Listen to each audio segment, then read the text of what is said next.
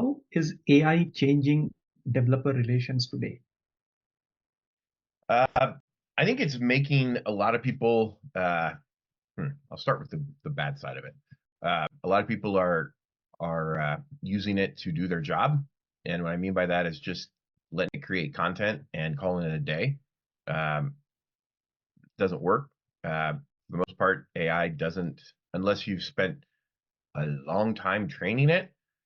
It doesn't have the context of what you're trying to do and what the tech is you're trying to talk about and all those specific nuances. And so you end up creating content that is watered down, not really applicable, doesn't help you learn, doesn't help you grow, and it's just dialing it in, phoning it in, and just being done with it.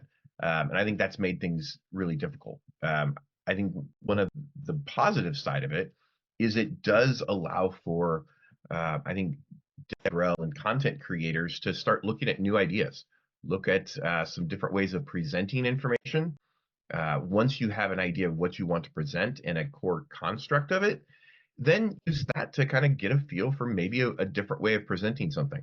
I think that is really interesting for AI. I think some of the different things like the ways that we can do visuals, I think is a lot more interesting than it ever has been. Illustrations and stuff for the things that we're trying to do can really capture people's attention. So I think that's the good and bad of it. And I think we definitely need to focus a lot more on that for sure.